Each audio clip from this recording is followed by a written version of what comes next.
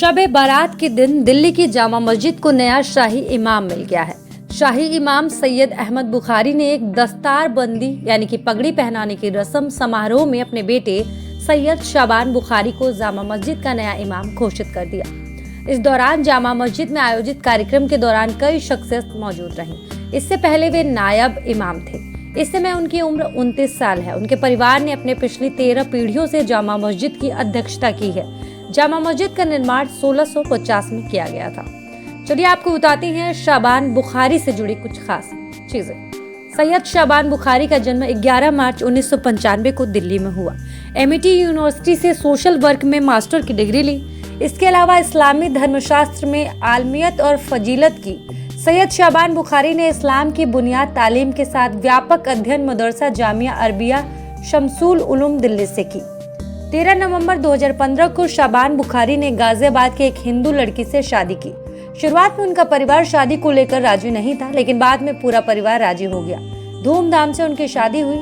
शादी के बाद 15 नवंबर को महिपालपुर के एक फार्म हाउस में ग्रैंड रिसेप्शन दिया। शाबान के फिलहाल 2 बच्चे हैं। उनकी पत्नी शबानी है। सैयद शाबान बुखारी जामा मस्जिद के 14वें शाही इमाम हैं। जामा मस्जिद से जुड़े लोगों के मुताबिक शाबान को 2014 में नायब इमाम की जिम्मेदारी मिली, जिसके बाद वो देश में नहीं बल्कि विदेश में भी धर्म से जुड़ी ट्रेनिंग ले रहे थे।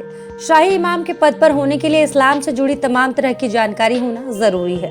वैसे तो शाही इमाम की सैलरी ज्यादा नहीं होती। मस्जिदों के इमाम को सैलानी सरकार की तरफ से नहीं बल्कि वक्फ बोर्ड की तरफ से दी जाती है। वक्फ बोर्ड अपनी संपत्तियों से मिलने वाली आय अपने कर्मचारियों और मस्जिद के इमाम को देते हैं।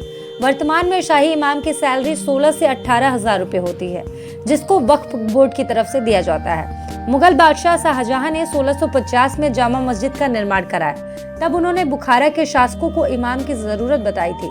इसके बाद अब्दुल गफ्फार बुखारी को भारत भेजा गया। उनको शाही इमाम का खिताब दिया गया।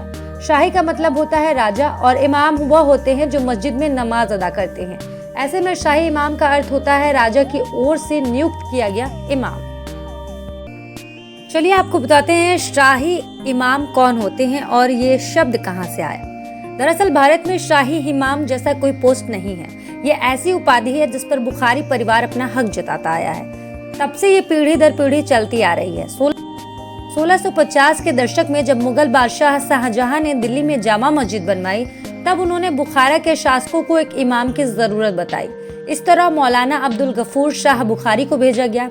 शाहजहां ने उन्हें शाही इमाम का खिताब दिया। आसान भाषा में शाही इमाम शब्द का मतलब समझ लीजिए। शाही का मतलब राजा और इमाम वो होते हैं जो मस्जिद में नमाज पढ़ाते हैं। इसलिए शाही इमाम का मतलब राजा की ओर से नियुक्त किया गया इमाम, जैसा कि आपको पहले ही वीडियो में बताया जा चुका है। उस समय से मौलाना अब्दुल गफूर शाह बुखारी की संतान जामा मस्जिद के शाही इमाम के रूप में वंशानुगत तरीके से चलते आए। मुगल शासन के खत्म होने के बाद उन्होंने अपने आप को दी ये उपाधि। भारत सरकार से कभी भी इस पद को न तो बनाया और न ही स्वीकृति दी। वर्तमान इमाम बुखारी खुद को शाही इमाम कहते हैं, क्योंकि वो खुद को उसी रूप में देखते हैं, किसी कानूनी मान्यता के आधार पर नहीं।